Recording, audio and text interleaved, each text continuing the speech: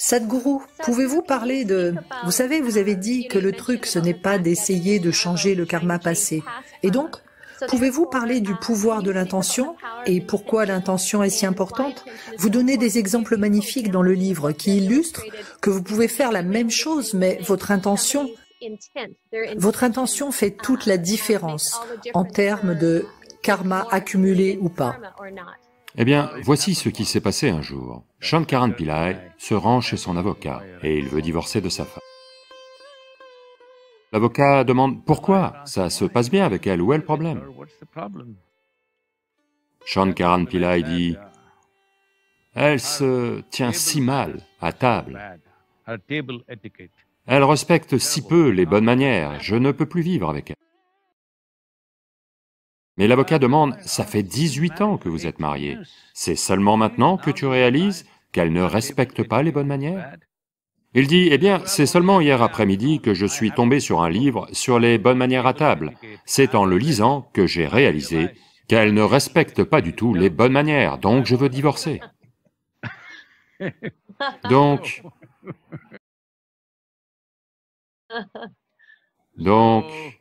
les gens changent constamment d'intention. Oui. S'en tenir à une certaine intention, c'est s'en tenir à un plan de base.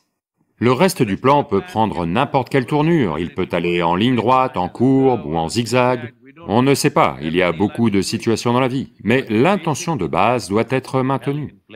Votre intention ne peut pas être maintenue si vous ne changez pas votre identité, dans le sens où, si votre identité est trop orientée sur votre corps ou votre intellect ou vos émotions, alors vous ne pouvez fonctionner qu'en tant qu'individu. Donc votre intention est très importante, mais en même temps, plus que l'intention est une conséquence du genre d'identité que vous avez adopté. Si l'identité que vous avez adoptée, c'est d'être quelqu'un de très fort, alors vous verrez, avec les meilleures intentions, les pires choses peuvent quand même arriver. Il faut que je vous le dise. Les choses les plus horribles sur la planète ont eu lieu avec les meilleures intentions. Les gens qui croyaient qu'ils font de grandes choses, ils ont fait les choses les plus horribles. Les gens qui, encore aujourd'hui, croient qu'ils font l'œuvre de Dieu, ils font les choses les plus terribles dans le monde en ce moment, parce que l'intention, sans ajuster l'identité, peut devenir une arme très puissante. La chose la plus importante est d'ajuster l'identité. La petitesse de votre identité ou la grandeur de votre identité va même déterminer même ce qu'est votre intention. Votre capacité à développer une intention, le genre d'intention que vous avez, comprenez cela s'il vous plaît. Quelqu'un qui commet un crime, lui aussi a une puissante intention. Quelqu'un qui fait autre chose, beaucoup de nations, d'entreprises, vous savez, divers royaumes dans le passé, ils croyaient tous avoir une bonne intention en conquérant le monde. Et vous connaissez les conséquences de ces intentions, d'accord? Nous avons souffert de l'impérialisme. Peut-être pas autant ici, vous avez aussi souffert dans une certaine mesure, mais dans d'autres parties du monde, en Afrique, Asie, nous connaissons les fruits de l'impérialisme, ce qu'on a traversé à cause de ça. Mais dans leur esprit, leur intention était une intention puissante, merveilleuse, issue de leur idée d'un seul monde, ok? Donc, il est très important de d'abord ajuster notre identité. Si vous faites passer votre identité d'une identité limitée à une identité cosmique, ensuite, les intentions vont naturellement apparaître. Voyez, tout ce à quoi vous êtes identifié, avec ça, vous avez toujours les meilleures intentions. Vous n'avez pas besoin de cultiver ces intentions. Vous avez un petit bébé, là vous n'avez pas à penser « je ne vais faire que des bonnes choses pour cet enfant ». Non, vous n'avez même pas besoin de ce genre de pensée. Comme vous le voyez comme étant à vous, naturellement, toute l'intention est là. Vous devez juste voir le monde comme étant à vous. Vous devez voir l'univers comme étant à vous, et il est à vous.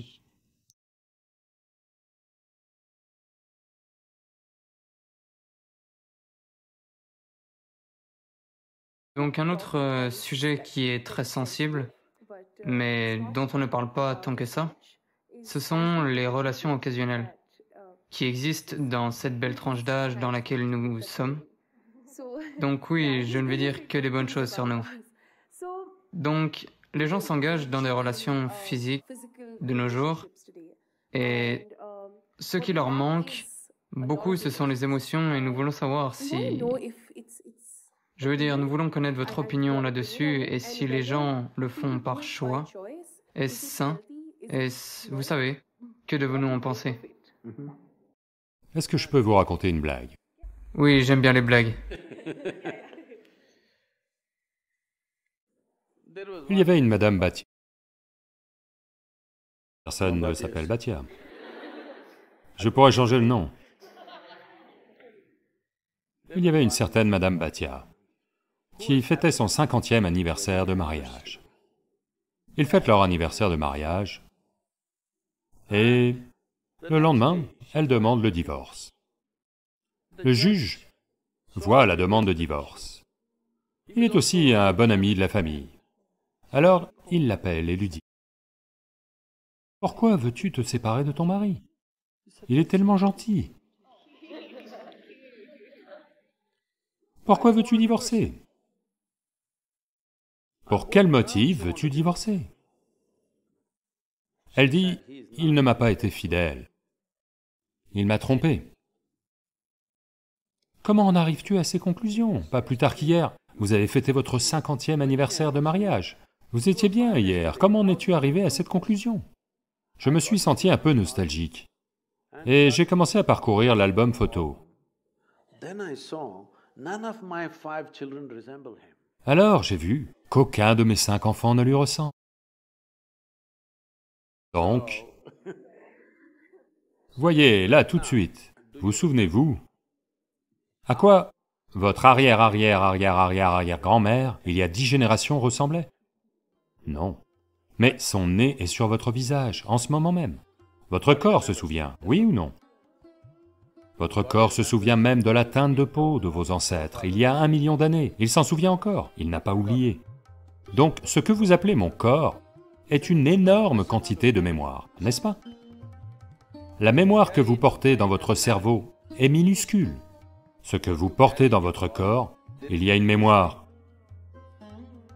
évolutive, il y a une mémoire génétique, il y a une mémoire karmique, il y a des niveaux de mémoire qu'on peut exprimer et d'autres non.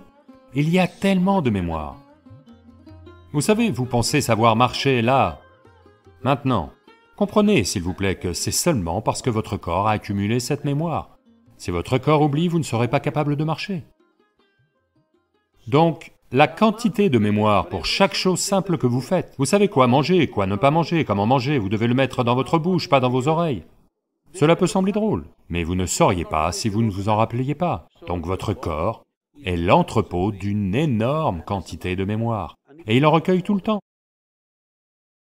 Si vous marchez d'ici à là, il y a peut-être 50 sortes de légères odeurs différentes. Vous ne les remarquez peut-être pas consciemment, mais le corps les recueille. Et il reconnaît. En permanence, il reconnaît. C'est comme ça que vous savez ce qu'est une bonne odeur, une mauvaise odeur, ceci est cette odeur, cela est... Vous reconnaissez les différents aspects du son, des odeurs, ceci, cela, parce que cette reconnaissance a lieu en permanence. Donc cette mémoire du corps, traditionnellement dans cette culture, nous l'appelons Runanumbanda. Cela veut dire la mémoire physique que vous construisez. Vous pouvez soit consciemment construire votre mémoire physique, soit simplement absorber des quantités extravagantes de mémoire et subir beaucoup de confusion physique. Donc partout où il y a un impact, je ne sais pas si vous avez encore ces choses, peut-être qu'à votre génération ça n'existe plus, mais il y a encore des gens dans la ville de Bangalore, si vous leur demandez de... si vous essayez de leur donner du sel, ils ne le prendront pas, ils vont dire « posez-le là ». Si vous essayez de leur donner des graines de sésame, ils vont dire « posez ça là, s'il vous plaît ». Parce qu'ils ont reconnu de nombreuses substances qui peuvent facilement porter votre mémoire, et elle deviendra mienne si je les prends. Donc je ne veux pas absorber de la mémoire, c'est la raison pour laquelle, en général dans cette culture, se toucher, se serrer la main, ces choses sont évitées. Nous touchons nos 2 mains et faisons namaskaram. Parce que nous ne voulons pas absorber sans cesse de la mémoire. Parce que si simplement je touche ceci, cette mémoire, elle s'en souvient. Essayez ceci avec 4 de vos amis. Touchez leurs mains.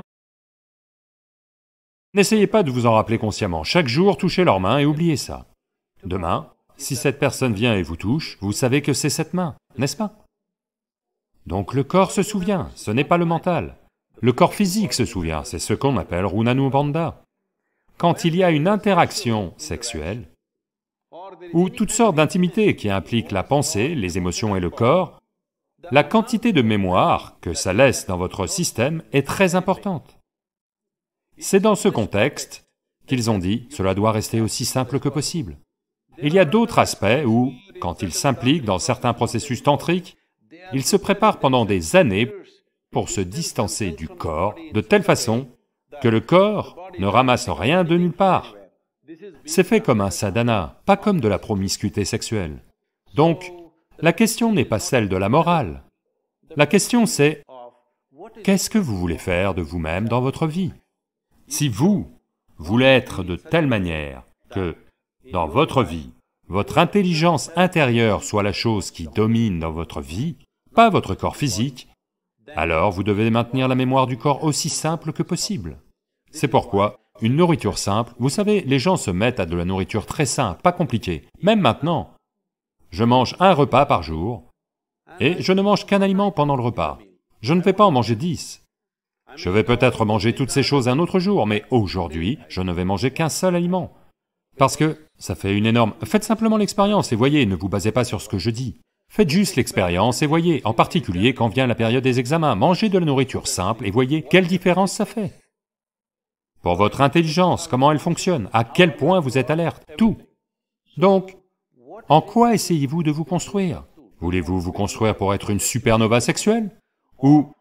Non, ce que je dis, c'est que certaines personnes peuvent avoir cette intention, c'est à eux de voir. Mais qu'est-ce que vous voulez faire de votre vie? C'est quelque chose que vous devez décider.